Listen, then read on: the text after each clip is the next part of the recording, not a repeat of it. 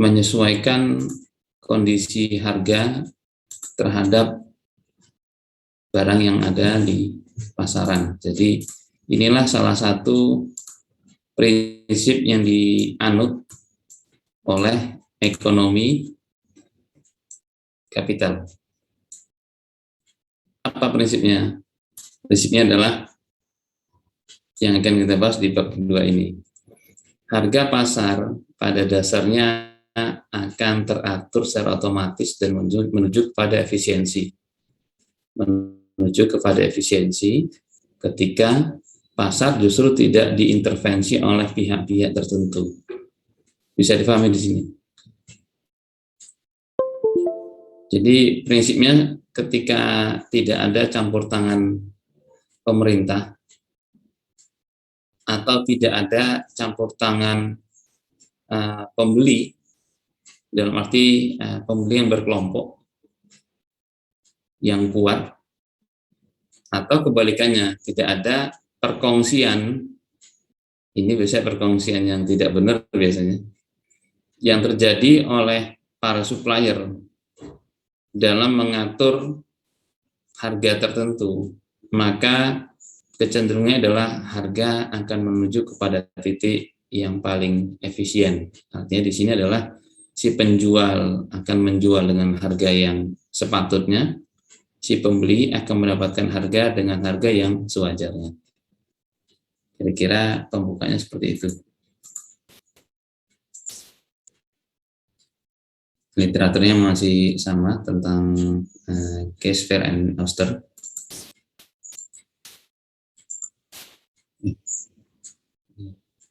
Permintaan ini.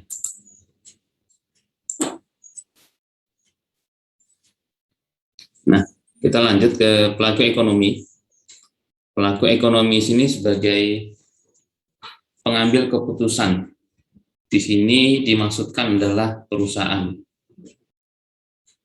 Meskipun hari ini pelaku ekonomi itu tidak mesti perusahaan, tetapi besok juga dia secara umum ada 3 bentuk. Mungkin ini nggak ada di apa namanya? Ini direkam belum? Nggak boleh direkam ya? Ada tiga jenis secara umum. Pertama adalah perorangan. Jadi nanti Anda akan dapati perusahaan itu dimiliki atau dijalankan oleh satu orang, atau nanti kalau sudah berkembang menjadi satu kelompok, satu keluarga. Saya kemarin ke Wonogiri, mampir beli roti Widoro. Ada foto di situ di daerah apa ya, setelah muter itu ya, masalah sebelum masuk ke Wonogiri roti. Ada foto di situ, saya tanya, foto siapa tuh, Mas? Foto yang buyut. Udah generasi keberapa? Ya udah lama katanya. Jadi itu, dan sampai sekarang perusahaan itu kelihatannya belum ada akte perusahaannya, dalam arti CV atau PT mungkin, dan tidak salah. Kalau cukup dengan perusahaan keluarga, ngapain kita harus pakai ngurus perusahaan? Bisa jadi emang ini perusahaan settingannya nggak mau capek-capek dengan ngurusin kredit segala macam, itu emang lebih enak kita kalau buatnya perusahaan pribadi. Nah, nanti dari perusahaan pribadi turun ke perusahaan keluarga. Nanti dari keluarga nanti silakan para anggota keluarga bermusyawarah bagaimana pengelolaannya, pembagiannya bagaimana, apakah dibagi rata atau dipersilahkan untuk masing-masing buka. Maka nanti ada, saya panggil dulu ya. Nah ini kalau sudah dikasih jadwal atau daftar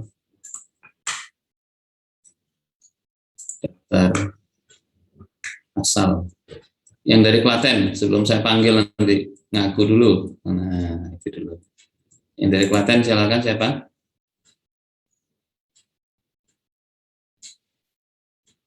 Kalau udah saya panggil berarti namanya nggak ngaku ya. Yang kelas A belum ngirim ini, dan B. Ternyata yang ngirim kelas C.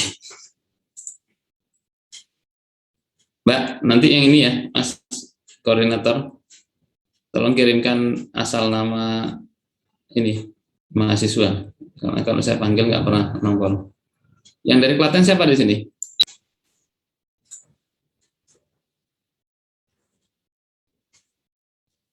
Halo, Mas Farel? Iya, Pak. Bisa dengar suara saya? Bisa, Pak, bisa. Agak putus-putus. Agak putus? Ya, sinyal saya kurang bagus, Pak. Kadang mati lampu di sini. Oh ya, sorry. Ya nggak apa-apa. Nanti tolong ini ya, dikirimkan list nama seperti yang saya tunjukkan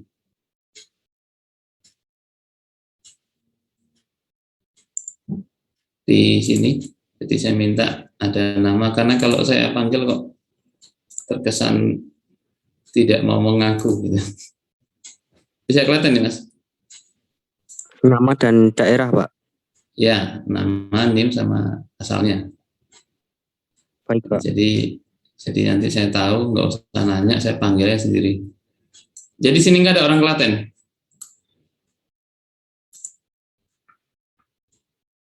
Nggak ada satupun. Awas ya nanti ya, kalau ada nanti dari kelas A dan B kelas Klaten nanti itu jadi bulan-bulan saya nanti selama 1 semester ini. Orang yang nggak mau mengakui daerahnya gitu.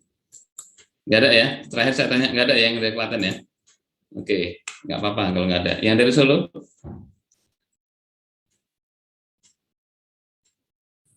Nggak ada juga? Saya dari Solo. Ya, Mbak Mutiara dari Solo. Dari siapa lagi? Mbak Jihan dari Solo. Pernah makan sop ayam Pak Min, Klaten? Pernah, Kak. Nah, pernah. Gimana Mbak rasanya? Enak. Enak ya. Di situ Mbak perhatikan nggak, sop ayamnya Pak Min nanti ada macam-macam. Ada yang ragil, ya kan? Ada siapa lagi? Siapa lagi, Mas? Yang pernah makan sop ayam Klaten, Mbak Jihan? Saya Pak, saya pernah. Nah, Saya gimana pernah, Mas? Pak. Enak Pak, nggak ada, maksudnya khas gitu loh Pak, khas. Iya, maksud saya jangan rasa enaknya aja. Ini sekarang saya bawa Anda menjadi orang TI. Jadi TI itu selain menikmati rasanya, dia juga harus bisa mengamati apa yang terjadi dengan sop ini, warung ini, seperti itu. Nah, di sop Pak Min itu kan nanti ada sama-sama warnanya semua sama, mereka sepakat pakai backgroundnya adalah kain hijau muda ya, betul. Tulisannya merah, tapi nanti ada kode di paling bawah itu, nanti itu kode pemilik. Yang saya ingat itu Pak, ada dari Mas Ragil, nanti ada Pak siapa, Pak siapa, Pak siapa. Itu juga sama Mbok Berek itu. Mbak Berek pernah tahu? Ayam goreng Mbok Berek. Atau ada keluarga sini yang punya? Nanti itu ya Mas Mufli, tugas orang Solo dan Klaten. Kalau nggak ada Solo, nggak ada Klaten, Solo aja. Nanti yang dari Solo saya minta pertemuan berikutnya presentasi 10 menit. Presentasi 10 menit, Mas Mufli nanti yang saya minta. Itu untuk menyampaikan jenis-jenis atau apa namanya, kira-kira pemilik dari sop ayam Klaten Pak Min ini, nah itu berapa orang sebenarnya pemiliknya? Kok sampai ada kode-kode tertentu yang mereka berikan? Ini hal yang biasa, dan ini adalah contoh, saya ingin menyampaikan karena kita boleh ngantar ilmu ekonomi, ini contoh bagaimana sebuah warisan dari aset orang tua dalam bentuk yang tidak terlihat, yaitu nama besar dan usaha, itu dibagi kepada anak-anaknya dengan cara yang baik. Caranya bagaimana? Masing-masing belajar dan akhirnya diturunkan, silakan masing-masing kita bisa jualan. Yang bisa jualan yang paling berkembang, yang nggak bisa jualan ya sudah mandek, dia dapat rahasia, nanti jualannya ya ternyata tidak terlalu ramai, tidak terlalu ramai.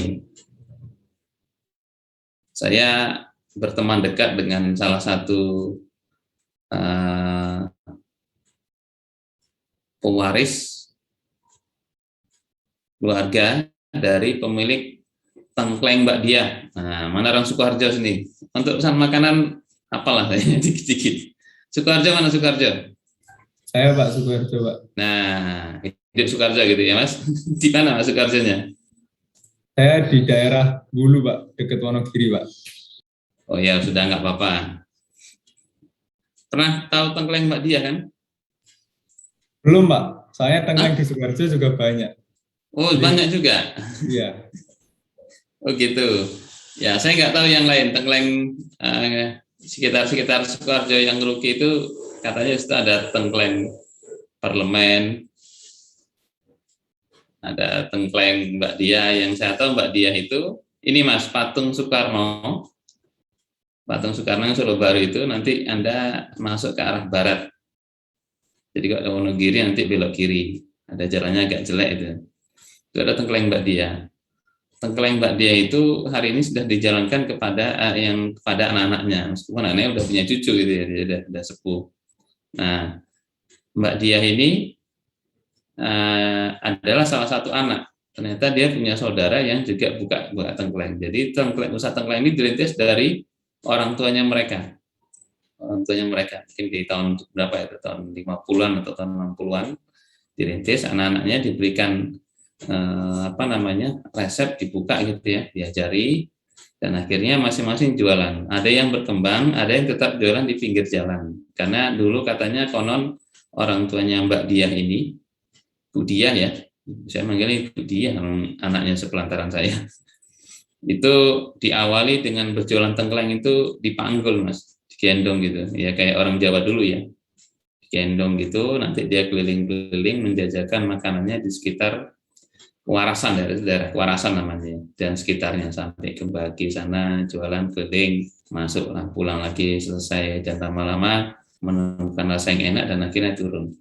Ini contoh salah satu bentuk usaha yang saya katakan di luar dari penyampaian awal, yaitu bentuknya perusahaan. Ada nggak selain perusahaan? Ada. Yang pertama adalah bentuk perorangan atau keluarga. Yang kedua adalah yang kita kenal di Indonesia namanya koperasi. Koperasi itu kan bukan perusahaan. Apa ciri khas pembeda antara perusahaan dan koperasi? Kalau perusahaan, kepemilikan perusahaan itu diwakili oleh saham. Diwakili oleh saham.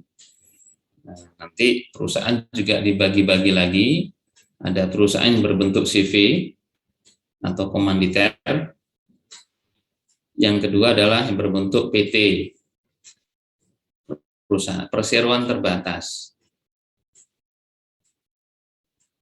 Makanya PT di Indonesia nanti kalau kita masuk ke Singapura, kodenya beda. Di sana nggak Anda cari PT itu nggak ada. Tapi yang Anda dapatkan adalah nanti PTE Ltd.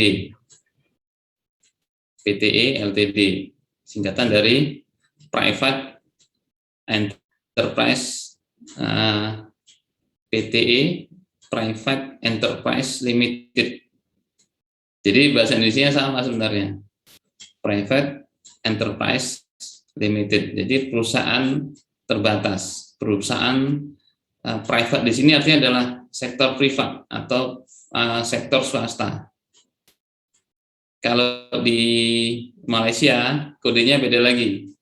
Namanya adalah SDN BHD. Sendirian berhad. Sendirian berarti adalah swasta. Berhad itu adalah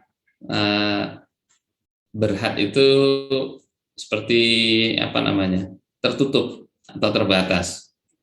Jadi istilah-istilahnya beda di antar negara sekitar kita, tapi maknanya sebenarnya sama, itu perseroan terbatas. Perseroan itu berasal dari kata share. Share itu artinya adalah saham. Jadi perusahaan dicirikan dari adanya kepemilikan yang diwujudkan dari saham yang dimiliki oleh para pemegang sahamnya. Dalam CV, pemegang saham namanya adalah komanditer. Kalau pemimpinnya, pelaksananya namanya direktur. Jadi posisi tertinggi dari sebuah perusahaan, misalnya dia bentuknya CV, itu bukan direktur. Nanti Anda jangan salah ya. Penguasa tertinggi itu adalah pemiliknya, dan ini adalah namanya komanditer atau orang yang memiliki saham tertinggi terbanyak. Sahamnya berapa? 100. Nah, kamu punya saham berapa? 99. Itu orang yang paling memiliki kuasa. Karena kenapa? Direktur itu yang berhak mengangkat dan memberhentikan, memecat sehari sewaktu-waktu itu bisa, itu adalah pemilik saham. Namanya komanditer. Kalau di CV. Kalau di PT siapa? Di PT adalah para pemilik saham. Namanya shareholder. Shareholder. Share tadi saham, holder adalah pemegang. Jadi pemegang saham. Disilahkan dalam perusahaan namanya shareholder tadi membentuk suatu kelompok, kalau dia banyak disebut atau diistilahkan namanya adalah, ada yang tahu? Namanya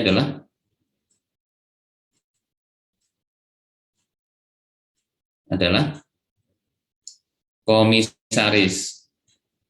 Komisaris itu adalah lembaga atau perkumpulan yang mewadahi para pemilik saham. Ada yang memang sifatnya mewakili itu berarti tidak memiliki kan ya? Betul. Pada hakikatnya dia tidak memiliki secara utuh, dia hanya wakil dari pemilik saham. Bahasa nanti di ekonomi Islam namanya wakalah, wakil. Maka nanti ini Anda mungkin sering dengar kan ya, berapa politikus berebut posisi menjadi komisaris BUMN, komisaris Pertamina, komisaris Garuda, komisaris PT KAI, komisaris Antam. Dia masuk ke situ bukan sebagai pemilik hakiki, tapi wakil dari pemilik. Siapa pemiliknya? Pemerintah. Karena pemerintah memegang kekuasaan, dia yang pemilik hak asli atau pemilik hakikinya, maka pemerintah boleh menunjuk wakil dia. Nah, karena gajinya gede, miliaran, maka berebutlah orang masuk ke situ. Bisa dipahami ya? Bisa dipahami di sini? Nah, nanti komisaris, karena banyak orangnya, maka biasanya mereka membentuk dewan komisaris. Dewan komisaris. Nanti dewan komisaris mengangkat satu orang yang menjadi posisi tertinggi dari para orang-orang yang memiliki atau mewakili saham tadi. Itulah disebut dengan presiden komisaris, preskom. Nah, preskom nanti menjadi wakil yang diamanahi sebagai ketua tertinggi, pimpinan tertinggi dari para pemilik saham. Apakah pemilik saham secara hakiki? Misalnya nanti Mas Kaisar, uangnya banyak, dibeli itu sahamnya Garuda sampai 51% misalnya seperti itu. Tapi hati-hati Mas ya, karena mau bangkrut, jadi jangan sampai salah beli. Itu maka secara otomatis Mas Kaisar kalau sudah mencapai 51% dari total saham Garuda, Mas Kaisar itu secara otomatis menjadi pemegang saham terbesar. Kapanpun Mas buat rapat umum pemegang saham, itu secara otomatis Mas Kaisar bisa mengangkat diri. Kalimatnya mengangkat diri loh ya. Dengan ini saya sebagai pemegang saham mayoritas membuka rapat, dan agenda kali ini adalah kita RPS ya gitu ya. Rapat umum pemegang saham nanti dalam agendanya, atau bisa saja RPS luar biasa, boleh seperti itu. Nah, yang penting Anda bisa mengumpulkan selain Anda seperempatnya lagi, jadi 25%. Karena kan syarat quorum itu nanti 3/4 yang hadir. Nah, Anda panggil itu, jadi Anda membuat rapat untuk menobatkan diri Anda sebagai komisaris, termasuk preskomnya sendiri. Jadi Anda sebagai anggota komisaris, maksudnya kelompok masuk dalam anggota atau jajaran komisaris, dan Anda mengangkat diri sebagai dewan komisaris sendiri. Hari itu juga, nah, itu boleh seperti itu. Karena kenapa? Suara Anda tertinggi.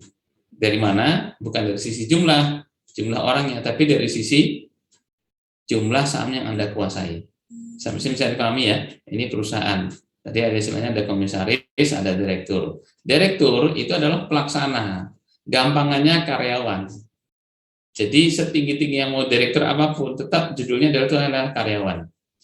Meskipun karyawan tertinggi yang namanya direktur, yang di bawahnya lagi namanya manajer, mereka punya tanggung jawab untuk menjalankan perusahaan tersebut. Tapi posisi mereka tetap sebagai karyawan yang punya tanggung jawab manajerial, yang kemarin saya singgung. Dan mereka adalah karyawan. Siapa bos mereka? Bos mereka adalah para pemilik perusahaan tadi, yaitu siapa? Komisaris. Maka nanti kalau ada yang jadi direktur, jangan galak-galak sama komisaris. Anda harus nurut. Nanti kalau enggak, posisi Anda digeser. Yang berhak mengangkat dan memberhentikan perusahaan direktur itu adalah komisaris. Itu bentuk kedua. Perusahaan. Yang ketiga adalah ini yang ada ciri khas di Indonesia, koperasi. Apa bedanya koperasi dengan perusahaan? Kalau di perusahaan, satu orang bisa menguasai 51%. Padahal jumlah pemilik saham di Indonesia misalnya 1 juta. Tapi satu orang tadi karena mewakili 51%, dia bisa seakan-akan menjadi wakil bagi 510 orang. 510 orang. Karena kenapa? Saham dia 51%. Kalau dikali 1 juta kan 510. Betul ya? Seakan-akan 510 suara. Siapa pemilik suara? Satu orang. Nah, itu bisa. Tapi dalam koperasi yang menarik adalah berlaku sistem one man, one share. Satu orang mewakili satu saham. Satu orang mewakili satu saham. Di sini kesetaraan dan kekeluargaannya koperasi, makanya dianggap sebagai bentuk usaha yang mewakili karakter Indonesia, masyarakat Indonesia, yaitu apa? Kebersamaan, kesetaraan. Jadi dia mulai yang paling kaya, yang paling miskin, ya tetap satu saham, satu suara, satu orang. Maaf, bukan satu saham namanya istilahnya. Satu suara mewakili satu orang. Jadi anggota koperasi ada 20 misalnya. Ya maka satu suara si A itu sama dengan suara si B dalam koperasi. Jadi agak unik. Wah, dia kan paling pintar, dia paling berjasa. Tetap dari sisi jasa silakan nanti diukur. Diberikan apresiasi dalam bentuk apa? Posisi kah? Nanti pendapatan lebih, dividen segala macam. Tapi dari sisi kepemilikan, satu orang, satu suara. Nah, bisa dipahami?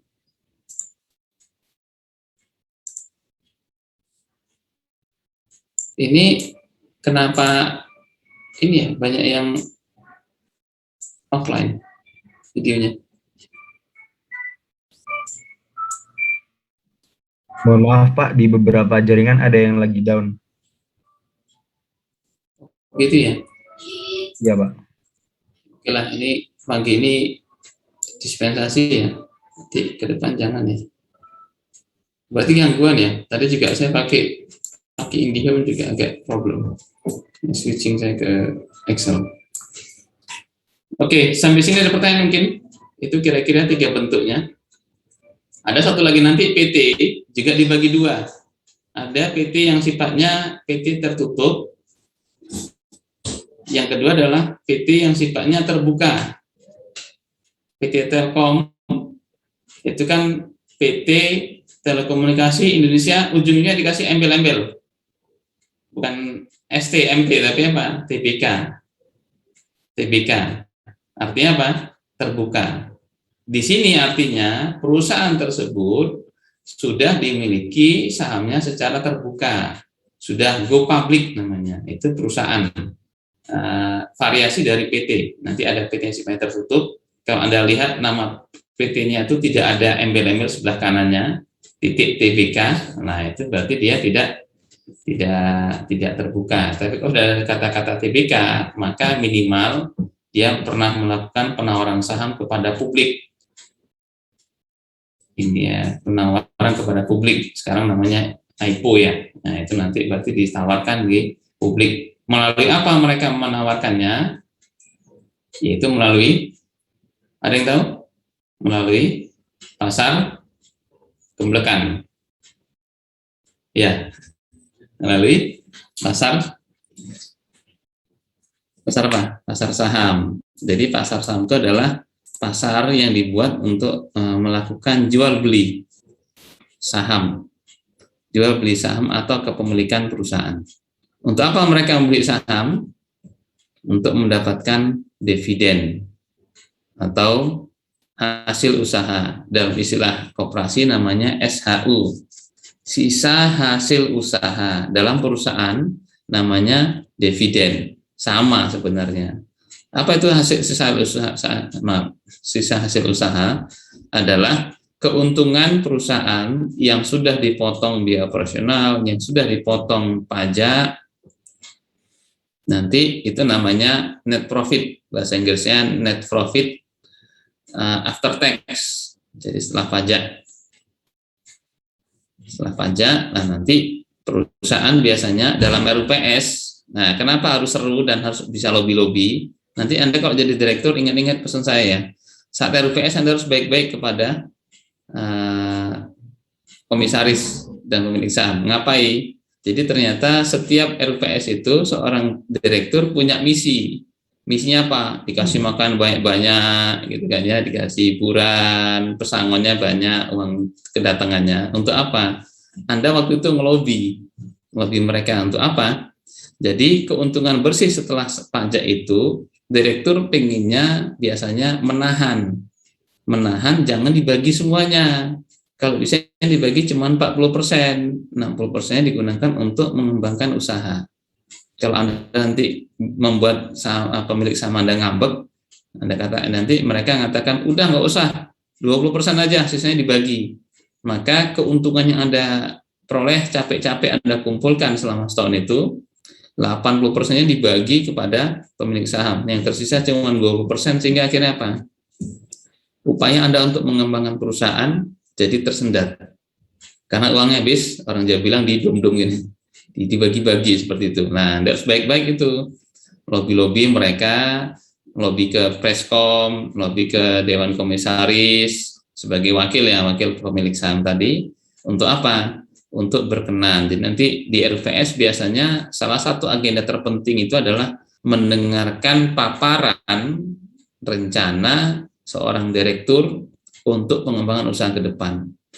Kalau akhirnya Anda bisa membuat para pengunjung, para komisaris, para pemilik saham, wah dengan Anda, wah ini yang benar, harus kita dukung. Nah, udah Anda menang itu.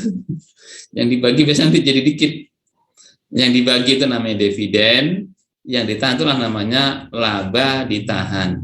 Itu berarti laba bersih yang ditahan. Untuk apa ditahan? Untuk menjadi modal usaha perusahaan berikutnya, di tahun berikutnya. Maka nanti ketika kita buka jurnal tanggal 1 Januari, itu nanti akan muncul berita kas tahun lalu, nanti tambah lagi tambahan dana laba ditahan. Itu nanti dicatatkan di dalam awal-awal pembukuan. Itu berarti setelah Anda lobby-lobby dengan komisaris, Anda berhasil meyakinkan mereka untuk apa? Untuk menahan hasil usaha tadi ya, usaha net profit yang after tax setelah pajak itu tidak dibagi kepada pemilik saham, tapi digunakan untuk pengembangan usaha di tahun-tahun berikutnya. Kira-kira seperti itu. Ada pertanyaan sampai sini? Paham kan ya? Jenis-jenis perusahaan.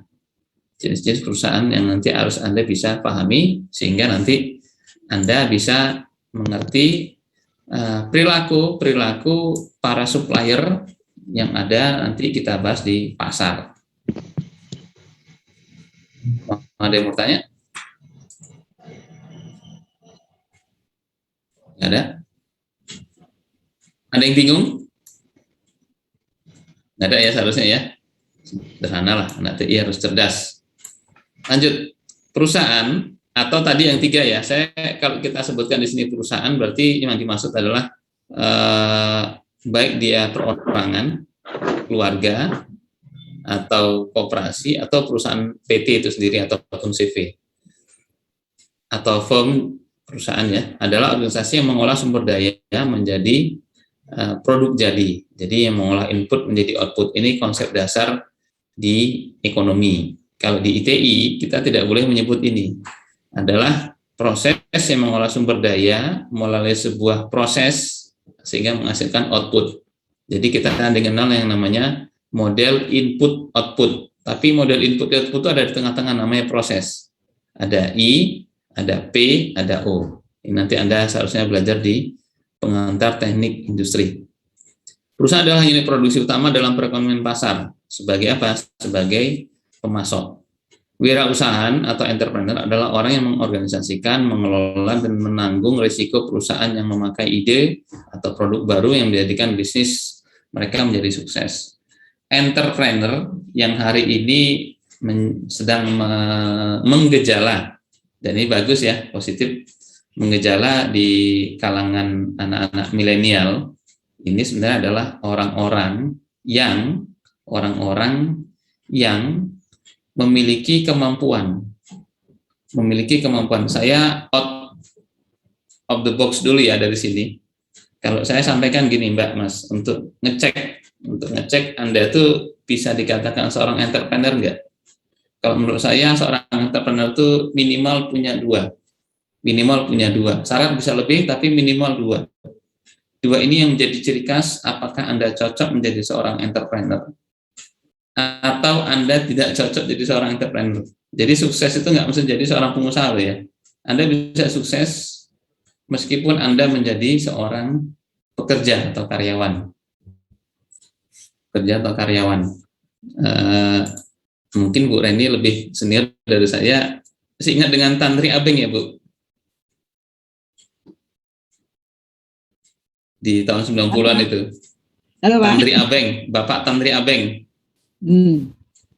Nah, itu tahun 90-an loh ya. Ya Bu ya, tahun 90-an itu kan beliau jauh-jauhnya ya tahun itu ya. Anda coba ini bayangkan teman-teman. Beliau itu digelari dengan manajer 1 miliar. Jadi artinya gaji beliau di tahun 90-an, waktu itu kurs dolar masih 2.500 di Indonesia. Itu 1 miliar. Gaji Tantri Abeng itu 1 miliar per bulan. 1 miliar per tahunnya udah susah ngabisinnya. Karena waktu itu kurs dolarnya masih 2.500. Jadi kalau sekarang itu kalau 15.000 berarti berapa dolar itu? 15.000 ke 2.500 kan 6 kali lipat. Berarti gaji beliau dulu 6 miliar di tahun 90-an. Saya masih kuliah, dosen-dosen saya ketika bicara masalah entrepreneur dan juga profesional, dia sedang menyandingkan dua orang tokoh. Tokoh pertama adalah Abu Rizal Bakri.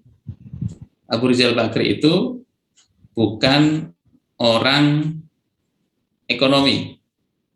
Dipastikan dia bukan ekonomi. Karena dia aslinya adalah insinyur teknik elektro. Abu Rizal Bakri itu insinyur teknik elektro. Dia sukses dengan bisnis dia. Orang teknik yang belot, dalam tanda petik gitu ya, mengambil usaha di dunia bisnis. Tantri Abeng fokus dalam pengelolaan manajemen. Gelar dia dulu MBA, gitu ya, MBA zaman dulu di tahun 90-an. MBA juga dari luar. Yang diberi gelar oleh beberapa majalah terkemuka di Indonesia waktu itu manajer 1 miliar. Padahal kurs dolar waktu itu masih 2.500. Jadi kalau di kurs dia setara dengan sekitar 400.000 US dollar gaji dia per bulan. 400.000 US dollar gaji dia per bulan. Itu di luar bonus Mas, Mbak, di luar bonus. Jadi gaji pokok istilahnya. Di luar bonus dia, tunjangan dia. Ini dua contoh yang saling bertolak belakang. Satu berprofesi sebagai manajer, tetap karyawan ya, profesional. Satu lagi sebagai entrepreneur. Apa rahasia untuk menjadi seorang pengusaha?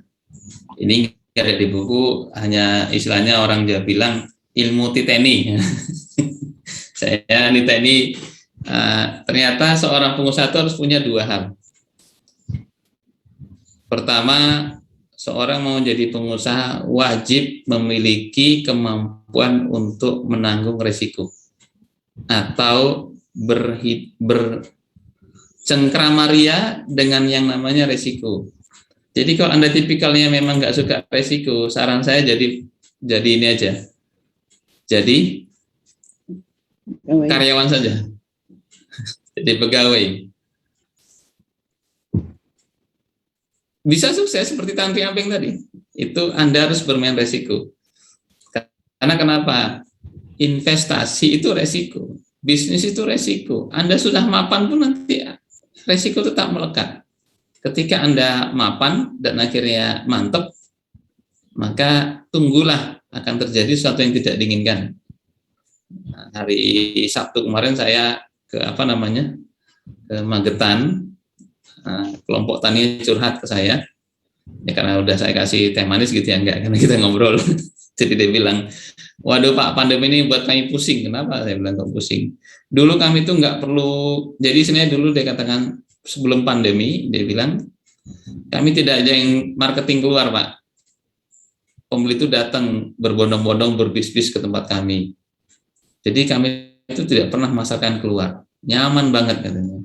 Nyaman banget. Problemnya waktu itu cuma satu, tempat parkirnya kurang katanya, sampai seperti itu. Berapapun kami stok itu laku dijual.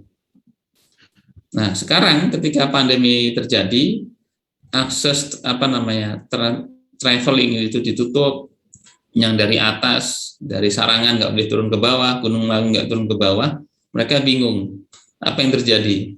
Itu kemarin orang yang sudah mulai berbisnis tahun 2002, jadi udah 19 tahun. Saya hari ini turun gunung Pak, saya menjajakan produk saya itu satu pasang keluar. Karena saya yang awalnya 6, jadi 24, 30, 36 hari ini kembali ke 6 lagi katanya. Itu pun kembang kempis untuk biayanya. Ini contoh ketika kita tidak awas, tidak sigap dalam menghadapi resiko. Resiko apa di situ? Resiko perubahan pasar. Ya kan? Maka nanti akan terjadi kendala. Nah, dia juga punya harapan, mungkin nggak kami sekarang masuk ke dunia e-commerce. Ya bisa saja, saya bilang, bisa saja nanti. Tapi yang penting caranya pas. Nah, itu satu modal dasar pengusaha itu harus bisa berakrab ya dengan yang namanya resiko. Jadi seorang pengusaha itu nggak boleh mutung, nggak boleh takut, juga nggak boleh kapok. Kalau kapok, udah jadi pegawai saja. Itu modal dasar seorang entrepreneur. Jadi dia harus berakrab ria dengan resiko. Karena tidak ada, pada dasarnya bisnis itu ditopang oleh resiko. Itu yang pertama ya.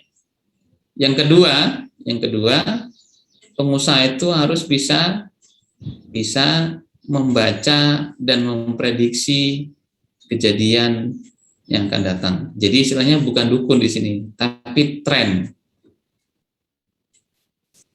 ke depan. Jadi seorang pengusaha itu nggak boleh ikut-ikutan. Seorang pengusaha itu dia harus bisa menginisiasi, bisa memikirkan, merancang sesuatu yang memang waktu itu belum banyak orang buat, atau bahkan belum dibuat. Bisa dipahami di sini ya? Bisa dipahami? Anda bayangkan, Mas Kaisar pernah tahu nata de coco? Tahu Pak. Apa itu Mas? Seperti olahan dari kelapa yang difermentasikan Pak. Ya, saya nggak ngerti lah teknik pengolahannya. Tapi kelapanya udah ada sejak kapan Mas? Udah dari lama Pak. Ya, mungkin sejak di awal pembentukan ini ya, bumi masa musim zaman es segala macam, itu kelapa sudah ada. Tapi kok bisa Mas sampai beribu-ribu tahun baru muncullah nata de coco. Gitu kan ya. Orang jadi kan harus berpikir menemukan sesuatu yang namanya kelapa ini kok dimakan digerogoti gitu kan nggak enak. Diproses dulu sehingga akhirnya kenyal-kenyal dan orang suka menikmatinya untuk campuran es, buka puasa, itu kan cocok gitu kan ya. Akhirnya dikemas, jadi Mas makanannya Mas. Ini kan orang yang bisa menemukan inovasi, kreasi untuk menemukan sesuatu yang belum dilakukan oleh orang lain. Jadi istilahnya adalah tadi namanya punya hal inovatif atau yang bisa membaca kebutuhan yang akan datang. Siapa yang menemukan bakso? Kan nggak pernah berpikir ya, makan daging itu kan seratnya nggak enak gitu, nyangkut-nyangkut di gigi. Nah, diolah bakso halus, sehingga campur tepung dikit, emang dominannya bakso, tapi bisa dibekukan, masaknya mudah, segala macam, sehingga akhirnya ketemulah pola makanan baru, bentuk makanan baru yang enak untuk disajikan. Di Amerika tahun 70-an itu terjadi demam atau tren makanan-makanan cepat saji. Di Indonesia juga sudah mulai hari ini. Kita sadar atau tidak, menu roti itu sudah menjadi isi yang kalau nggak bisa semua, minimal setengah dari menu sarapan kita hari ini. Ya kan? Kan seperti itu, sudah mulai bergeser. Nah, kalau roti sudah lama terjadi yang digunakan di Eropa ataupun Amerika. Tapi misalnya yang menarik adalah seperti cornflake. Di model-model itu namanya makanan yang disebut dengan ready to eat. Ready to eat. Jadi yang makan yang siap saji. Jadi contohnya pada ready to eat ada cornflake gitu ya. Corn jadi jagung yang memang cuma dipanggang atau dipres dia dan dipanggang, akhirnya menjadi lempengan-lempengan jagung, sehingga nggak perlu kita makan jagung goreng kayak orang zaman saya dulu. Zaman saya dulu kalau masih kecil, sarapan jagung itu kemungkinannya nggak enak semua Mas. Pertama kok dia direbus sama jagung rebus, habis makan pasti giginya pada lengketan semua dengan kulit ari jagung gitu kan ya. Ada yang namanya jagungnya tidak direbus, tapi dikukus, namanya gerontol. Dikasih kelapa. Ada yang namanya jagung goreng, waduh makannya itu penuh perjuangan. Kalau sakit gigi nggak bisa makan itu. Nah macam-macam itu akhirnya ada marning gitu ya. Marning itu kan mirip corn itu ya.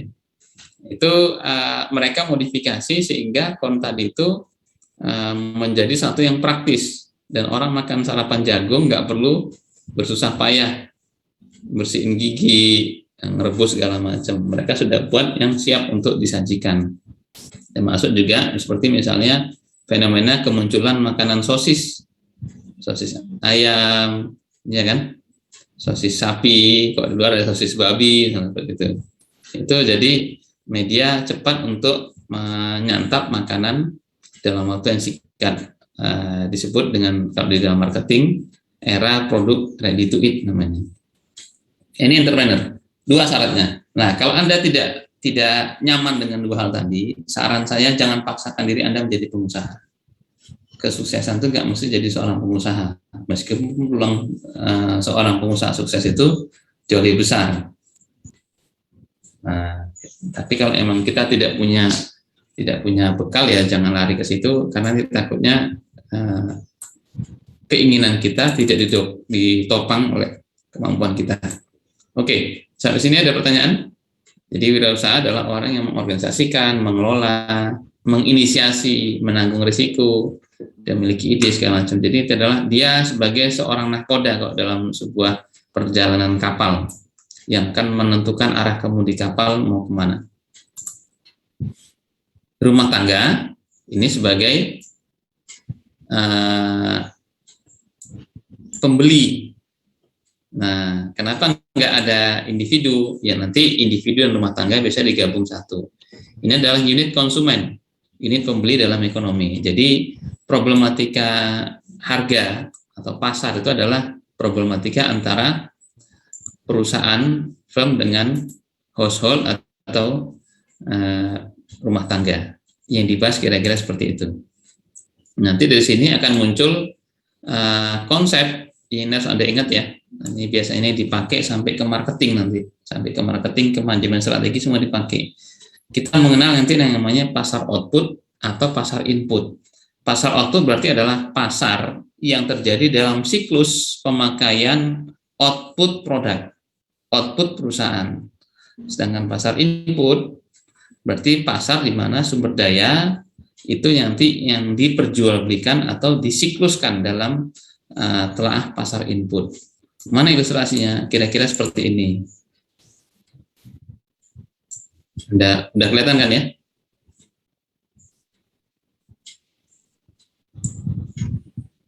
Apa contoh pasar input? Nah, pasar input berarti contohnya adalah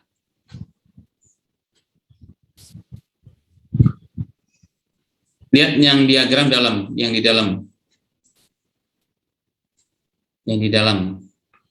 Jadi yang di dalam itu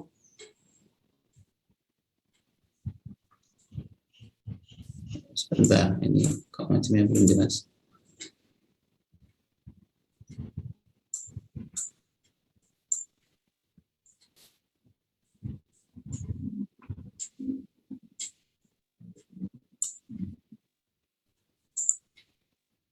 Yang di dalam ini adalah siklus dari perputaran barang dan tenaga, labor di sini ya.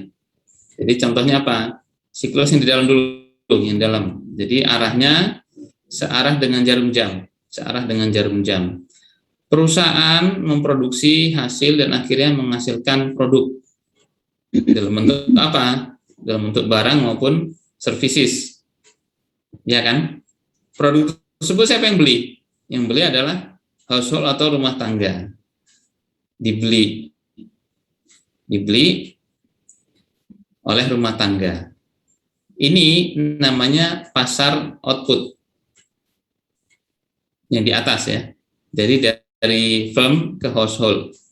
Perusahaan menghasilkan barang dan barang tersebut dibeli oleh rumah tangga.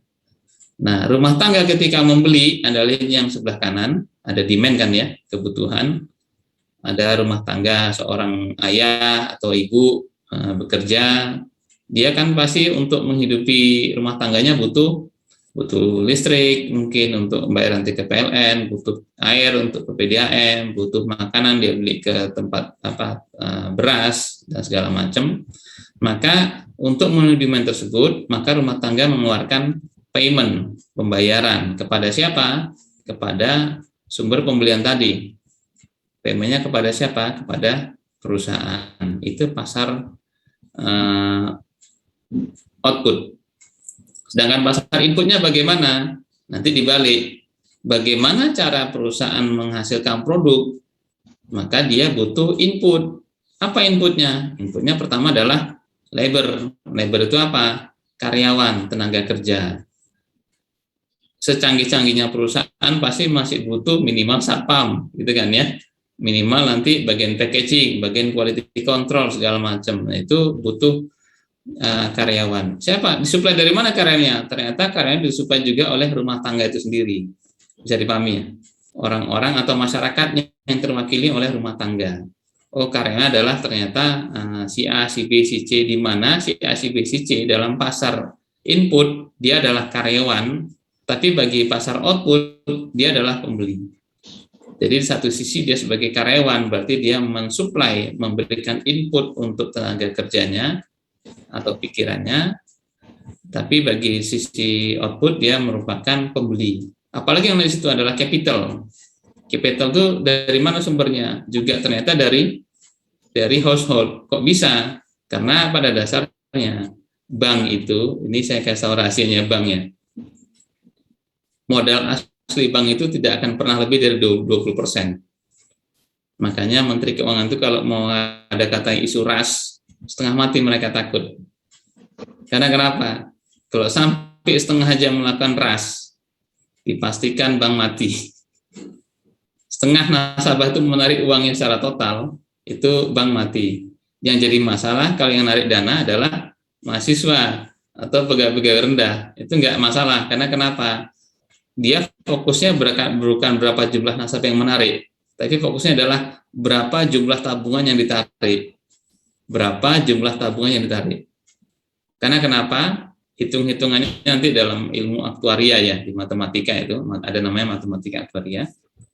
Itu bank bisa dengan menggunakan modal 15%, dia bisa memutar 100% bisnis bank. Kalau setengahnya bisa ditarik, maka dipastikan satu bank tersebut terancam kolaps.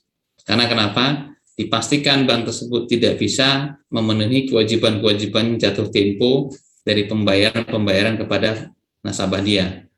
Jatuh tempo pembayaran bunga, jatuh tempo pembayaran untuk deposito yang jatuh tempo, dan pembayaran-pembayaran lain, termasuk pembayaran misalnya kredit jangka panjang dia untuk investasi bank. Bank itu boleh investasi, bisa dia berinvestasi misalnya ke lembaga-lembaga atau usaha yang lain. Contoh misalnya Lipo Bank dia berinvestasi bangun gedung, investasi buat matahari tutup sekarang, nanti goyang dia. Nah, Lipo Bank investasi buat OVO dengan punya Lipo Bank. Nah, investasi buat OVO payment system. Nah, itu investasi dari mana? Ternyata adalah dari kumpulan uang-uang rumah tangga yang disimpankan. Jadi, dalam konteks pasar input yang di bawah, household juga sebagai sumber pasar atau pemberi input pasar dari sisi capital. Jadi uang rumah tangga sebenarnya yang merupakan uang yang didapatkan dari gaji perusahaan, tapi dikembalikan lagi dalam bentuk pembelian barang masuk ke pasar output, atau dia akan masuk ke pasar input ketika apa? Penghasilan uang tadi disimpan ke bank dan akhirnya uang tersebut berubah menjadi pasar kapital bagi si perusahaan. Jadi pasar uang. Jadi inilah menariknya ilmu ekonomi. Uangnya dari pabrik yang maki perusahaan, disimpannya ke bank yang maki perusahaan lagi. Itu siklusnya seperti itu. Yang berikutnya adalah land, mewakili tempat tanah. Kita nggak mungkin berusaha kalau tidak ada land. Kadang-kadang landnya itu dirental atau disewa oleh perusahaan. Nanti ada lihat tuh, nanti ada sewa tanah 20 tahun. Nah, seperti itu. Biasanya PMA dia nggak mau beli, dia maunya sewa. Sewa tanah di lokasi industri. Nah, apalagi misalnya ada bahkan skemanya nanti namanya sewa beli.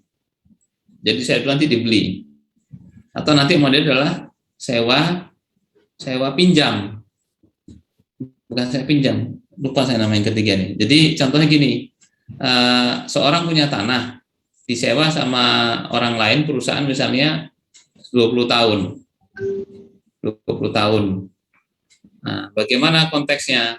Dia selama menyewakan wajib membangun fasilitas di situ. Contohnya apa? Ruko-ruko. Karena selama 20 tahun ini target si pemilik ruko yang menyewa adalah dia mau tanah tersebut dibangunkan ruko dan dia usahakan, dia bisniskan rukonya tersebut untuk disewakan atau dikontrakkan. Apa perjanjiannya? Setelah 20 tahun, maka seluruh aset bangunan yang dibangun oleh si penyewa tadi itu secara otomatis pindah kepada pemilik asli.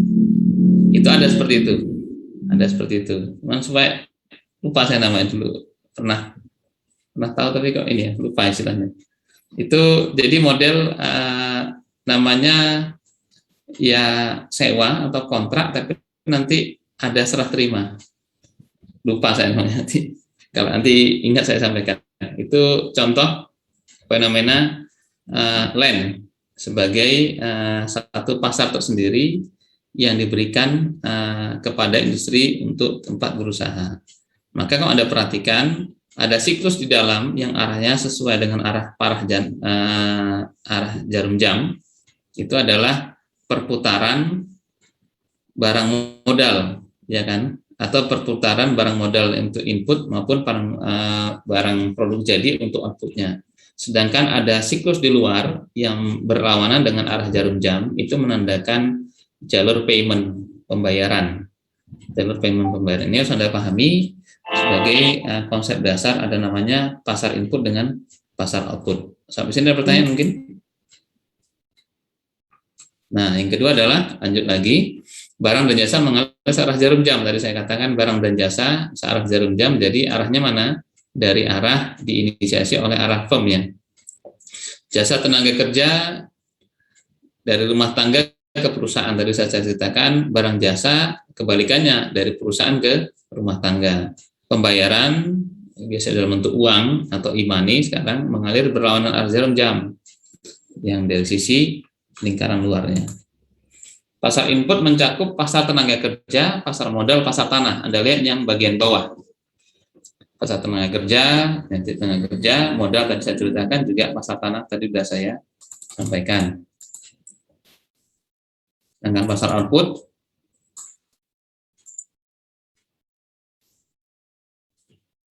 permintaan rumah tangga atas kuantitas dari output atau permintaan ditentukan oleh, nah ini udah mulai masuk kita ke telaah pasar. Kita masuk ke pasar output. Bagaimanakah perusahaan menentukan kebutuhan belanja dia? Pertama, rumah tangga biasanya membeli, dalam proses pembelian dia mempertimbangkan, bahasanya itu ya, pertimbangkan. Pertama harga produk. Harga produk. Ini mungkin akan kerasa bagi ibu-ibu ya. Bagi ibu-ibu, nanti mbak-mbaknya mungkin yang suka bantu ibu-ibunya waktu mau hari besar gitu. Berapa harga daging? 150. Hah, 150? Mahal banget. Berapa harga ayam? 70.000. Ya udah kita ubah aja ya. Jangan pakai gulai kambing atau gulai sapi, tapi gulai ayam saja. Jangan seperti itu. Nggak usah pakai rendang, opor aja. Nah, karena kenapa? Ayam kan dekatnya dengan opor misalnya. Itu harga produk. Harga produk akan menentukan kuantitas permintaan. Bisa dipahami di sini? Yang kedua, jumlah pendapatan saat ini. 150.000, nggak masalah. Loh, kok bisa Pak? Bu, nyantai banget. Iya, habis Bapak dapat gaji ke-13. Nah, itu pendapatan akan menentukan relaksasi atau toleransi. Toleransi dari kenaikan harga satu barang, satu produk. Itu bisa jadi seperti itu. Bagi Anda mungkin yang, ini kan baru masuk ya Anda ya, tahun pertama gitu ya. Mungkin kalau orang tua Anda adalah mungkin kelompok orang tua dengan penghasilan tinggi, maka bisa jadi kalimat orang tua Anda gini, udah Mas, Mbak, Dek, Kak gitu kan ya, kuliah dimanapun Indonesia nggak masalah, pilih aja suka hati. Ya, nanti mudah-mudahan Bapak bisa membiayai gitu. Tapi kalau yang dia pas-pasan, pendapatnya pas-pasan, Dek, jangan kuliah di yang kota-kota gede ya. Biaya hidupnya tinggi, kosnya mahal. Jangan pilih Jakarta, jangan pilih Bandung, jangan pilih ini biaya hidup tinggi. Apalagi ke Riau, jangan, jauh-jauh banget dari Jawa. Nggak usah cari yang luar Jawa, cari Jawa tapi yang living cost-nya murah misalnya gitu. Kan bisa terjadi seperti itu kan ya. Kenapa ada pesan seperti itu? Karena bisa jadi udah nanti Mbak masih anak nomor 4, kakak nomor 1 belum tamat, judulnya skripsi udah 2 tahun nggak kelar gitu. Sehingga adalah Anda anak keempat yang masuk dan bersamaan kuliah. Nah, kuliahnya juga jurusannya mungkin butuh biaya tinggi. Apalagi nanti tempatnya udah mahal duluan. Nah, Anda yang keempat harus mengerti posisi. Ini pendapatan rumah tangga, biasanya di sini wakil pendapatan orang tua, itu nanti akan menentukan pilihan atas produk apa yang dibeli. Sampai sini bisa dipahami kan ya, seharusnya. Yang ketiga, jumlah akumulasi kekayaan rumah tangga.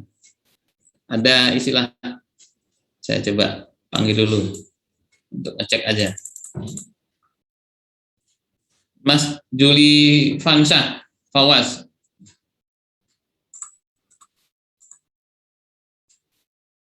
Mas? Hadir, Pak. Hah? Hadir? Hadir, Pak. Nah, bisa muncul fotonya, videonya. Iya, Ini Pak. berarti bisa semua ini. Barusan dari kamar mandi. Oh, barusan. Coba saya panggil, muncul. Oke, saya panggil lagi. Ya, oke. Mas, ini Berlian Safri. Ya, hadir, Pak. Nah, ini kenapa Mas? Problem? Iya, Pak. Ini pakai paketan. Paketan apa? Untuk Mereka satu. belajar. Bukan. Oh gitu ya. Pernah dengar istilah ini Mas? Mas Berlian. Atau yang tadi pas siapa namanya? Yang pas dipanggil pas bisa? Saya suka yang pas-pas ini. Mas Juli, yang Mas Saya, Pak. Juli Fansah ya. Mas, Iya, Pak. pernah dengar istilah ini Mas? Pangkat kopral. Belum, Pak. Belum saya bilang, Anda udah bilang belum. Ini Mas, ada istilah di masyarakat itu pangkatnya kopral, gajinya jenderal. Pernah dengar istilah itu? Belum juga, Pak. Artinya apa kalau pangkat kopral gaji jenderal? Kok bisa seperti itu?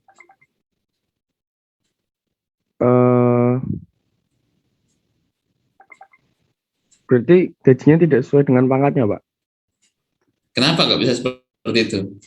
Apa tentaranya salah gaji? Berarti ada sesuatu, Pak, itu, Pak. Sesuatu apa, Mas?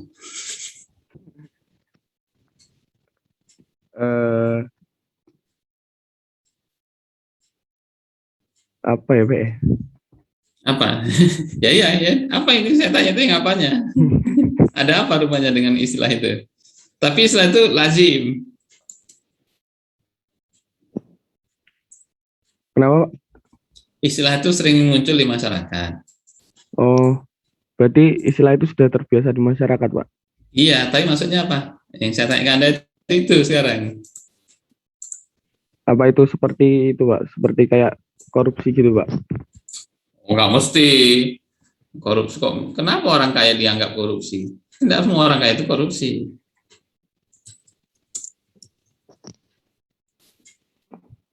Apa ya, Pak? Hah? Iya, Pak. Kira-kira. Ada yang bisa bantu yang lain? Makasih, Mas. Iya, Pak. Siap. Ada yang bisa bantu yang lain?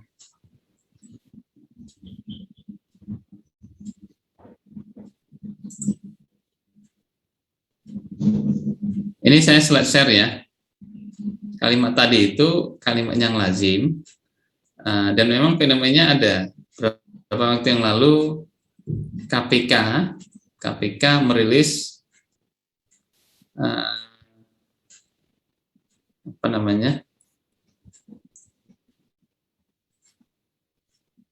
kekayaan. Saya tutup dulu. Seseorang yang pada dasarnya kalau dari sisi gaji nggak mungkin dia masuk ke situ, tapi kok dapat gede. Ada yang salah nggak? Nggak ada yang salah. Tapi dalam istilah ekonomi tadi yang kita maksud.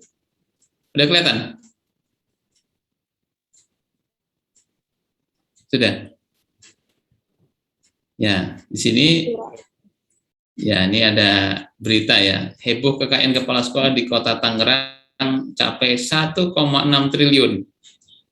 Padahal berapa gaji kepala sekolah? Nah, korupsi nggak dia, Mas? Juli, nggak korupsi, Mas. Jadi jangan tuduh korupsi dia, kasihan carinya orang tuanya setengah mati. Ini ceritanya kepala sekolah ini, Pak Nurhali ini melaporkan kekayaan ke KPK.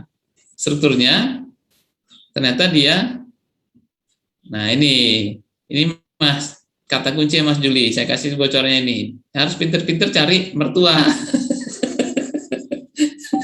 Ternyata pendapatan 1,6 triliun itu didapatkan dari warisan dari orang tuanya yang dulu pedagang, Mas. Nah, pedagang tanah itu dia dapat sekian ribu meter di wilayah Jakarta.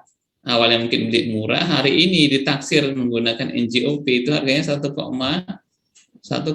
triliun kalau tidak salah.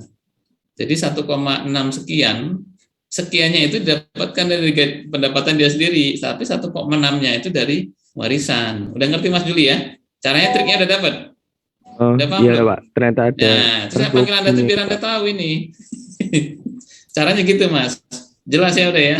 Nah, jadi kepala sekolah boleh, tapi tadi kuncinya di sini, Mas. Cari calon mertua yang bisa mencari mertua, Pak. 1,6 triliun. Iya. Nah, udah salah juga itu gitu. Ini contoh. Oke, kembali ke tadi ya, ini nanti Anda baca. Dan dia kan punya etiket baik melaporkan kekayaannya kepada negara. Ini ada istilah yang namanya jumlah akumulasi kekayaan rumah tangga. Jadi kalau dikatakan jumlah akumulasi, maka dia tidak berfokus pada berapa pendapatan dia sebulanannya. Gajinya kecil, maka dari istilah tadi gaji sih kopral. Tapi ternyata di belakang dia, dia sudah punya aset tanah tadi itu, dan dia orang yang produktif, sehingga akhirnya apa? Tanah yang tidak mampu dia bangun tadi, dia sewakan. Pada siapa? Kepada satu pihak, karena tempatnya strategis, harganya mahal. Kalau orang beli berat, kalau orang sewa mungkin masih masuk, padahal uang sewa juga tinggi. Maka jadilah gajinya, pangkatnya kopral gitu ya, pangkatnya ya PNS kepala sekolah gitu kan ya, kan nggak level dengan menteri, tapi ternyata dia menduduki posisi ke-7 Mas, tertinggi se-Indonesia. Dia satu atau dua level di bawah Kemenhan Pak Prabowo yang punya area pengelolaan hutan ratusan ribu hektar. Dia cukup sekian ribu meter aja. Gitu. Ini saya bicara apa adanya gitu ya, dari by data seperti itu. Itu namanya jumlah akumulasi kekayaan. Didapatkan dari mana? Bisa jadi dari hasil yang memang secara tidak langsung itu memang tidak berkaitan dengan profesi dia hari ini. Sampai sini bisa dipahami? Kira-kira kalau seperti itu salah nggak misalnya seorang kepala sekolah negeri gitu kan bisa terukur gajinya berapa, orang pakai tarif. Kan kalau di pegawai negeri itu gaji itu berdasarkan ini Mas, gaji pokok itu masih menggunakan dasar pangkat dan golongan. Yang lain paling tunjangan fungsional dan tunjangan jabatan yang berbeda-beda. Tapi bisa terukur lah. Tapi ketika kita melihat kekayaannya, ya jangan langsung suuzon. Kita lihat dulu, oh ternyata dia punya, tadi yang saya contohkan tadi ya, punya aset sekian 1.000 meter di wilayah Jakarta Pusat, itu harganya per meter sudah sekian puluh juta, sehingga akhirnya orang sewa per tahun sekian ratus juta. Itu bagi dia, gaji dia nggak seberapa dibandingkan akumulasi kekayaan dia. Kira-kira Mas Juli, saya tanya terakhir nih, kalau dia belanja agak mahal dikit, salah nggak? Enggak juga, Pak. Ya nggak salah, karena kenapa? Karena ya dia memiliki simpanan uang yang banyak juga, Pak. Ya, jadi istilahnya dalam ekonomi ini jumlah akumulasi kekayaan yang sudah besar di awal. Itu ya, itu yang mempengaruhi. Yang berikutnya lagi, harga produk alternatif yang tersedia. Harga produk alternatif yang tersedia. Contohnya bagaimana? Ini terjadi waktu COVID kemarin. Ada satu obat antivirus yang sangat mahal. Sekali suntik 12 juta. Satu paket 3 suntikan. Berapa tuh? 36 juta. Ketemulah obat cacing. Harganya 200.000. Nah, akhirnya kan orang iseng-iseng berhadiah dulu. Ya, ketika ada gejala dia coba minum obat tadi, mudah-mudahan sembuh. Dan ternyata yang sembuh, wah, jadi viral segala macam. Biasanya ketika ada produk alternatif dengan harga yang jauh lebih murah, orang akan memilih produk alternatif tadi, mengurangi konsumsinya untuk produk yang utama. Bisa dipahami di sini? Ya, ini biasanya sering terjadi seperti itu. Itulah yang disebut dengan namanya produk substitusi. Bisa dipahami? Produk substitusi. Nah, kalau ada produk substitusi, ngapain kita ambil produk yang asli, meskipun karena kenapa? Harganya jauh lebih mahal. Maka orang akan beralih kepada produk substitusi yang ada. Nah, itu contoh seperti itu. Selera dalam preferensi rumah tangga, ini agak sulit. Inilah tugas marketing nanti. Apa itu? Mengubah selera dan preferensi rumah tangga sehingga apa? Sehingga memang akhirnya mereka menjadi pelanggan loyal kita bukan karena harga lagi sudah, lebih ke arah style, lebih ke arah gaya, lebih ke arah selera dan lebih ke arah preferensi. Bisa dipahami di sini ya. Wah, jangan makan di sini, nggak menarik. Jangan makan di sini, nggak menarik. Ini levelnya kenapa? Udah nggak masuk. Nah, itu selera dan preferensi. Jangan main-main ke sana, itu nginep kok di hotel itu nggak menarik, hotelnya harus lebih ini yang bagus lah, minimal bintang 5 harus grup ini. Ya. Itu semahal apapun biasanya hotel tersebut tetap aja nanti perusahaan akan mengambil atau rumah tangga akan memilih hal yang dipreferensikannya. Jadi pahami ya di sini. Anda yang sudah nyaman misalnya dengan sepatu Keds merek apa misalnya, merek Nike atau merek Adidas, maka dikasih merek apa? Merek Bata gitu kan ya, merek apa lagi? Merek apa Mbak Desti? Itu bisa jadi alasannya kakinya gatel nanti, ada sebenarnya nggak mesti. New Era, nah gitu. Apalagi Mbak kira-kira Mbak? Oh, Deo Pak, merek sepatu kan Pak? Ya. Elizabeth. Hah? Merek sepatu Pak ya? Ya, contohnya apa yang mungkin di bawah, jauh di bawah ya Adidas, setara dengan Adidas, naik terus apa lagi? Ya Fila yang sekelas-kelas itulah. Ada nggak merek tadi saya sebutkan, ada New Era, kan biasanya mereka buat model-model yang mirip dengan yang di atasnya, ya kan? Nah, sepatunya apa Mbak? Pakai sepatu apa? Bata? Bata atau New Era? Saya pakai Fila Pak, ada juga. Fila.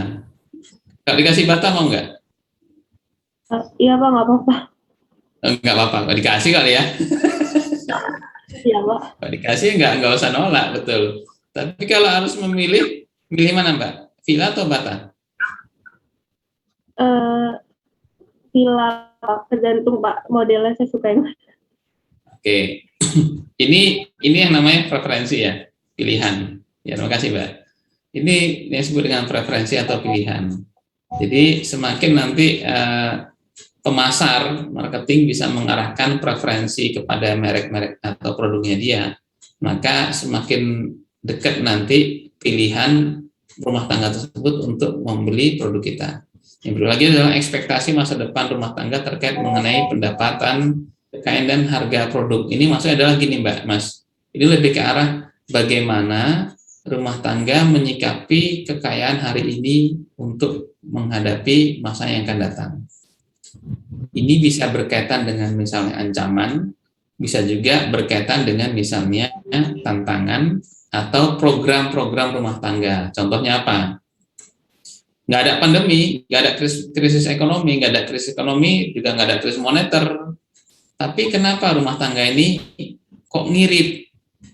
Oh ternyata dia sedang mau melakukan program pembelian rumah ke-7 misalnya seperti itu. Nah, ternyata ibu bapaknya hobinya usahanya adalah usaha kontrakan. Jadi 6 rumah yang ada kontrakannya dikumpuli, uang kontraknya ingin tambah dikit lagi tabungannya. Nah, supaya cepat selesai ini tabungannya, maka dia harus melakukan efisiensi di sana sini. Nah, ini kan beda kondisinya dengan yang kondisi kedua. Kenapa dia ngirit? Nah, karena ternyata bapaknya pengusaha. Bapaknya atau ibunya pengusaha. Melihat pandemi ini, prediksi mereka adalah 3 tahun ke depan ekonomi ini belum pulih. Dan usaha mereka adalah usaha yang sangat terkena dampak dampak dari pandemi ini. Akhirnya apa kata orang tuanya? Kita agak ngirit dikit ya. Karena kemungkinan pasar ini belum pulih selama 3 tahun ke depan. Ini tabungan yang ada kita habiskan untuk apa? Bisa bertahan untuk 3 tahun ke depan. Harapannya setelah 3 tahun nanti kita bisa pulih kembali. 2 hal yang berbeda, outputnya sama, yaitu sama-sama ngirit. Tapi kan proses kenapa ngiritnya berbeda-beda. Satu ternyata untuk membeli rumah baru, ya kan? Satu lagi ternyata karena posisinya memang agak pesimis melihat kondisi ekonomi hari ini. Itu sebenarnya namanya ekspektasi masa depan dari rumah tangga sebagai pihak yang melakukan pembelian barang-barang di pasaran. Sampai sini ada pertanyaan mungkin? Ada yang masih bingung?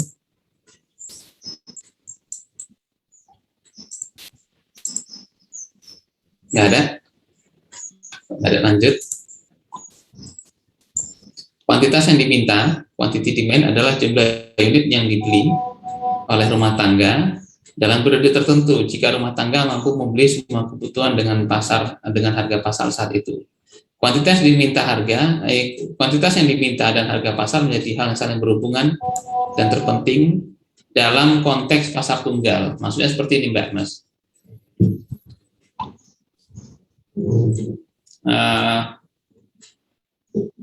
Yang pasti kan biasa kalau ibu-ibu harus beli beras gitu kan ya, harus beli beras. Nggak mungkin dia nggak beli beras, karena kalau dia harus beli nasi boros. Masa beras 1 kilo modalnya 18.000 atau 12.000, itu nanti bisa jadi 16 porsi. Tapi kalau Anda beli nasi putih seporsi 5.000. SMP saya dulu tukang masak, jadi saya tahu satu porsi itu rata-rata 16 porsi 1 kilo. Jadi kalau 1 kilo beras 12.000 tambah ongkos listriknya 5.000 pakai rice cooker, jadi modal awal 17.000, gitu kan ya. Kalau nasinya enak 15.000, berasnya bagus 15.000 atau 20.000 lah katakan, beras yang paling mantap gitu ya, beras Delanggu. Nah itu mentik, itu beras mentik itu 20.000 ditambah listriknya 5.000 jadi 25.000. Itu udah berasnya enak, ulen, wangi, segala macam gitu ya. Dan 16 porsi. Kalau kita beli beras nasi seporsi 5.000 kali 16 berapa?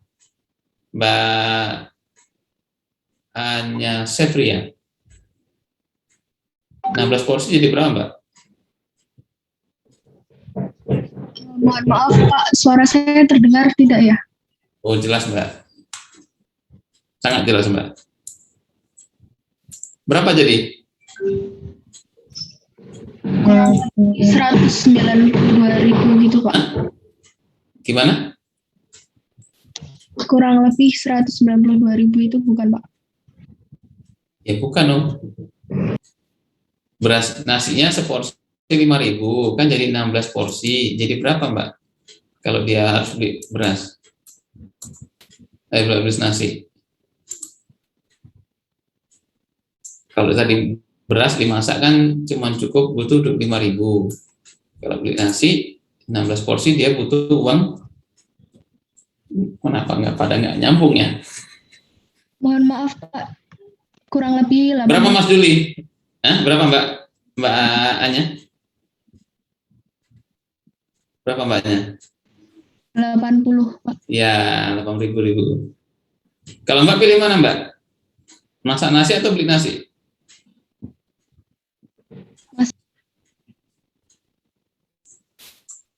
Pilihnya mana? Masak nasi atau beli nasi? Masak Pak. Masak ya. Kenapa kok masak? Lebih hemat Pak.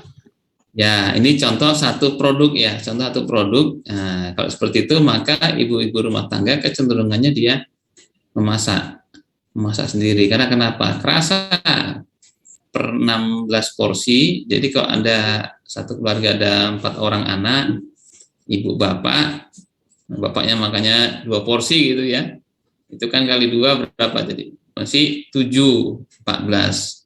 Sekali masak mungkin cukup 1/3 kilo.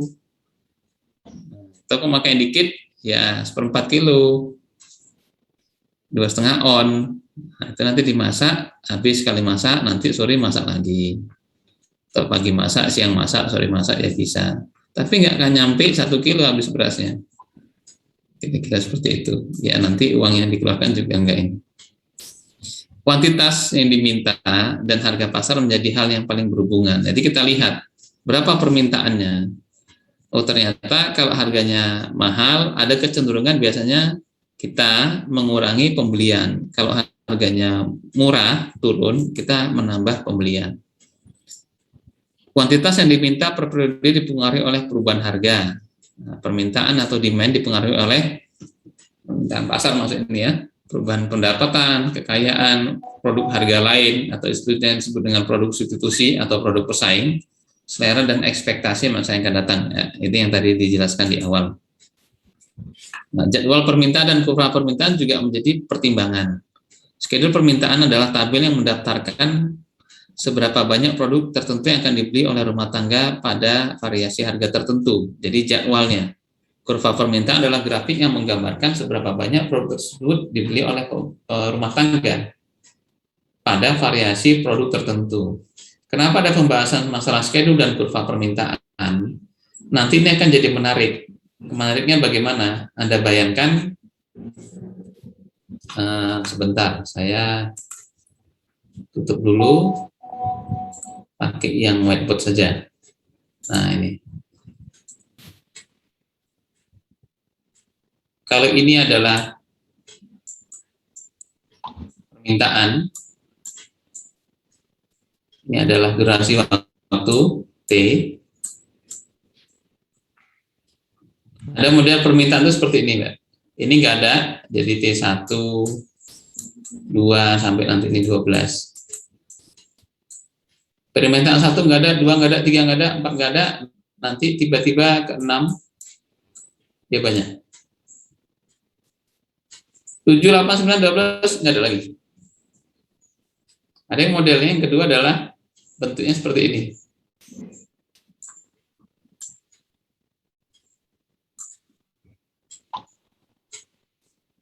Grafik ini bermakna gini, kalau memang karakter pembeliannya pada waktu tertentu dan ternyata bersamaan oleh mayoritas banyak orang, kira-kira kalau kita perlu nggak sebagai pedagang menyediakan dari awal tahun?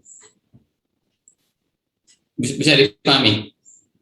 Pembeli itu niat belinya nanti paling bulan ke-6. Sebelum bulan ke-6 kemungkinan ada tapi dikit banget. Pertanyaan adalah Anda sebagai calon penjual atau sebagai penjual, perlu nggak Anda menyiapkan dari bulan pertama? Padahal nanti belinya di bulan ke-6. Gimana? Perlu nggak Anda melakukan itu? Mas Erwin, apa tindakan Anda sebagai produsen? Kalau karakternya ternyata dalam setahun beli cuma pada bulan ke-6, sisanya nggak beli. Mungkin dijual di bulan selanjutnya, Pak. Ya nggak ada yang mau beli, Mas. Iya.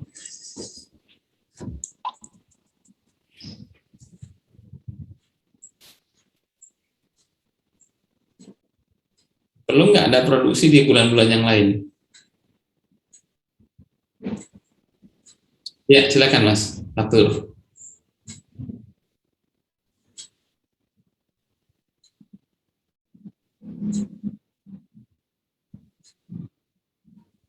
Ya, ya. Terus kalau gitu, kenapa Anda tidak perlu memproduksi yang lain?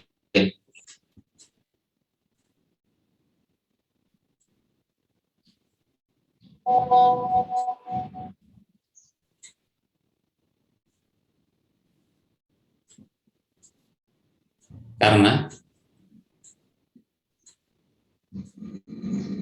ya bisa jadi seperti itu, tapi bisa juga jadi kalimat Mas Fatur, makasih Mas. Jadi yang disampaikan Mas Fatur itu betul.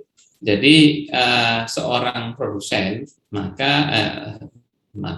seorang produsen sebaiknya menyesuaikan jadwal pembelian pelanggan dengan produksi dia. Sampai sini bisa dipahami ya. Saya ngasih contoh nih, biar nanti kita gampang. Saya itu paling sering ngasih contoh makanan biar Anda bisa memahami. Snack, bukan snack ya, apa namanya? Cookies atau kue atau roti lebaran. Itu kan ramenya sekitar Ramadan gitu ya. Setelah lebaran rame nggak? Ya nggak rame, karena kenapa? Stoknya masih banyak. Betul. Maka para ibu-ibu atau pengusaha-pengusaha yang membuat kue-kue lebaran, dia paling cepat, kalau sekarang katakan lebarannya bulan Mei gitu ya, dia paling cepat bulan 2 sudah mulai memproduksi, menyimpan, dan dia harus memaksa semua barang itu keluar di saat menjelang akhir Ramadan. Lewat dari situ, maka produk tersebut laku nggak dijual? Laku, tapi tingkat lakunya sulit. Apa dampaknya? Bisa jadi produknya nggak laku dijual, ataupun dampak yang lebih parah lagi adalah akhirnya apa? Akhirnya barang tersebut masuk waktu expired. Apa dampaknya? Ya harus dibuang. Rugi dia yang produksi tapi tidak bisa menjual. Nah, ternyata karakter pembeli di Indonesia semua sama, belinya ya menjelang Lebaran itu. Maka Anda lihat di sini, ini semua hilang, ini hilang, sehingga berkumpul di sini. Semua pemain roti hanya berfokus pada pasar di titik ini. Karena pembeli juga fokusnya di situ. Maka ini nanti akan terjadi atau mempengaruhi pasar persaingan antar pedagang-pedagang cookies tadi ya, atau roti-roti Lebaran tadi. Mereka berebut di awal jualnya semenarik mungkin, semahal mungkin ngambil untung. Sudah mepet-mepet akhir Lebaran, daripada nanti barang yang nggak laku dijual, maka terjadilah diskon besar-besaran. Karena kenapa? Nanti kalau udah lewat masa Lebaran, sulit untuk jualnya. Kalaupun ada, dia menunggu di titik ini, kalaupun masih kuat. Apa itu? Ketika masuk hari besar Natal misalnya.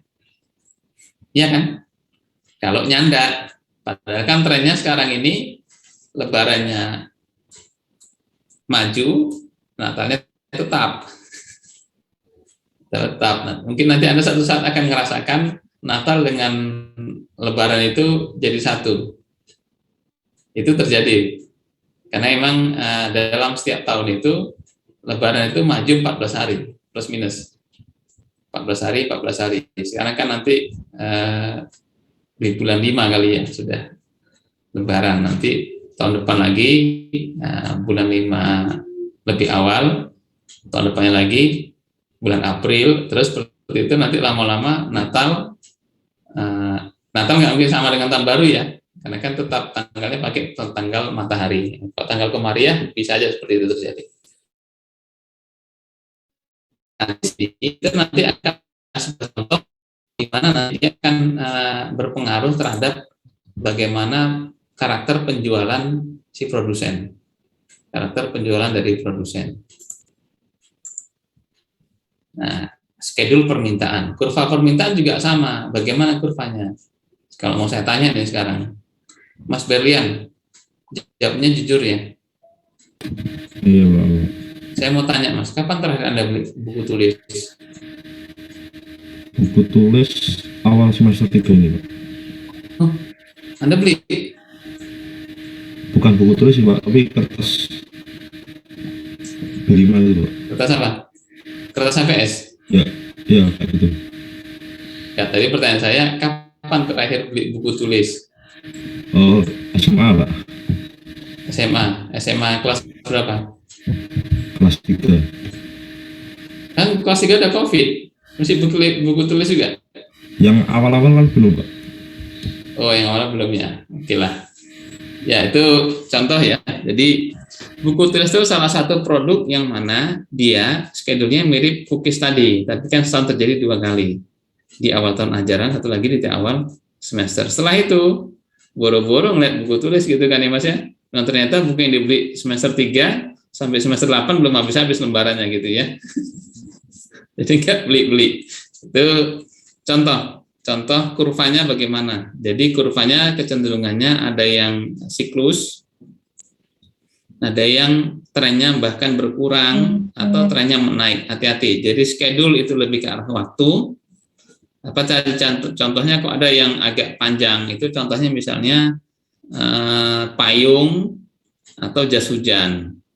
Itu kan biasanya kita kok di Jawa setahun itu mengalami 2 kali musim siklus hujan, yaitu pada saat matahari pertama yang dari utara ke selatan, arah Australia, itu di akhir tahun. Ini sekarang terjadi nih, di Jawa ini musim hujan ini. Karena kenapa? Matahari lewat Pulau Jawa untuk nanti endingnya adalah di akhir tahun dia berhenti di Kutub Selatan, 23 derajat, balik lagi nanti dia ke utara. Yang kedua adalah pada saat harus balik.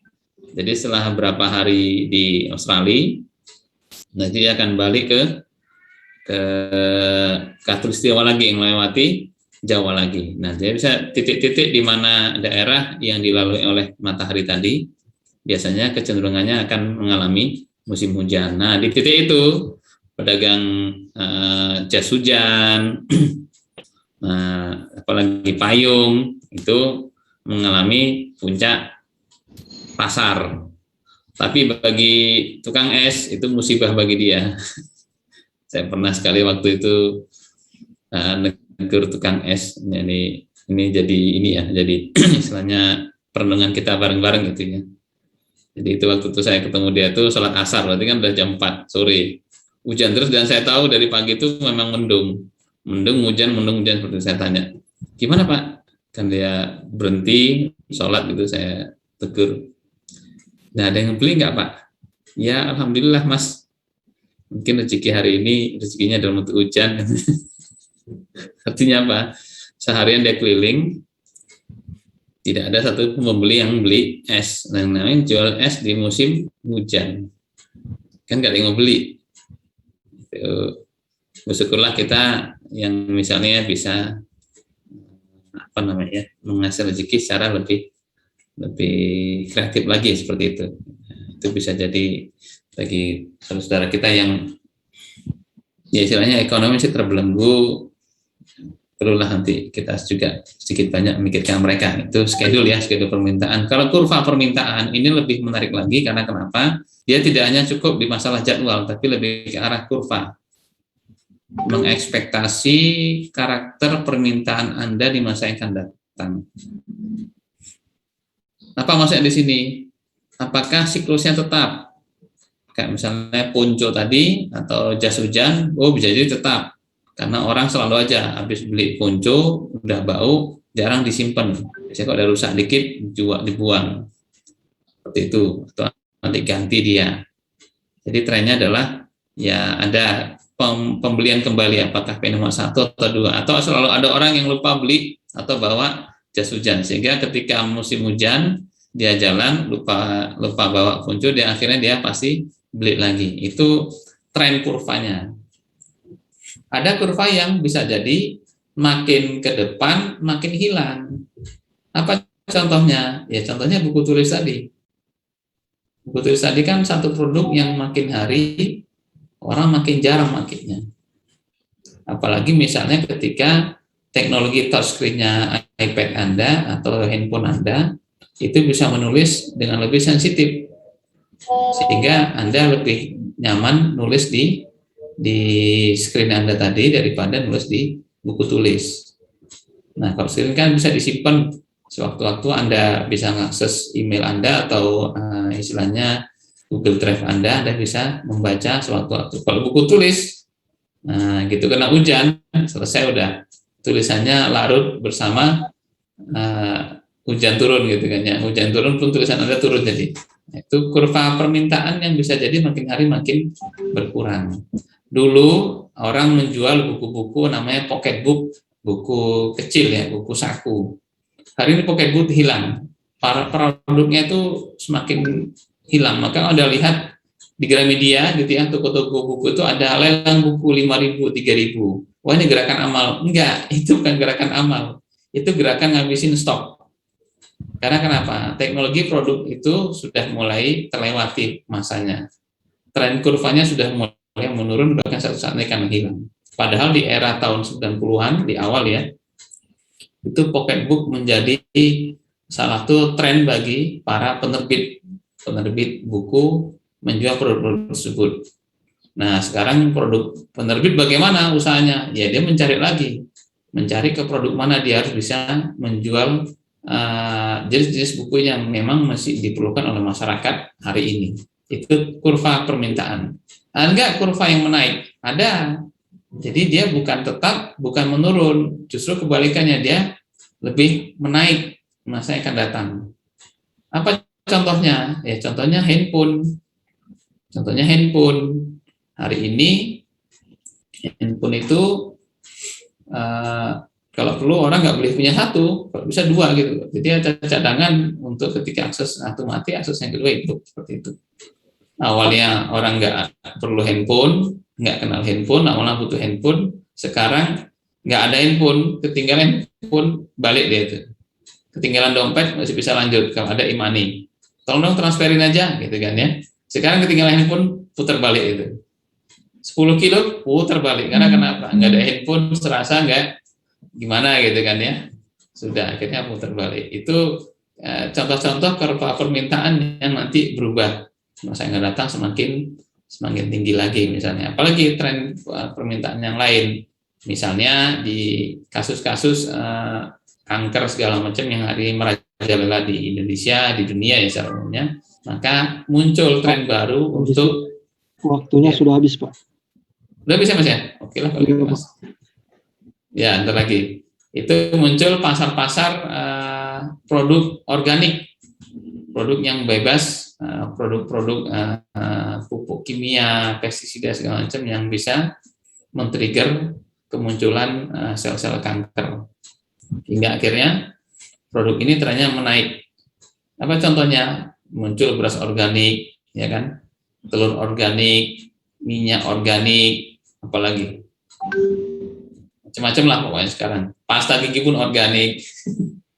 Semua dibuat organik. Label organik hari ini yang awalnya itu adalah label dari sisi teknik produksi pertanian, hari ini menjadi label marketing.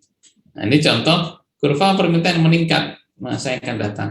Kalau Anda gagal memahami kurva permintaan tadi yang bergerak di masa yang akan datang, bisa jadi kita gagal. Apakah gagal menyikapi perubahan sehingga akhirnya kita kalah, terlindas dengan persaingan atau pemain-pemain baru yang masuk membawa produk baru, atau yang kedua adalah kita gagal mengambil peluang. Peluang apa? Peluang naiknya market di masa yang akan datang karena sikap kita salah mengantisipasinya, akhirnya peluang yang awalnya kita rintis akhirnya orang yang panen. Nah, itu sama-sama nggak enak juga. Jadi jadwal permintaan dan juga kurva permintaan ini menjadi penting bagi kita sebagai produsen untuk bisa memahami bagaimana karakter pembelian rumah tangga di masa yang akan datang. Izin ya Mas Mikael ya, mungkin ada saya berikan satu pertanyaan satu kesempatan dulu kalau ada yang mau tanya sampai ke slide ke-15 ini.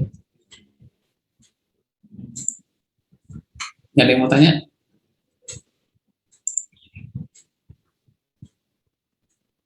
Kalau nggak ada, terima kasih atas kehadirannya semuanya.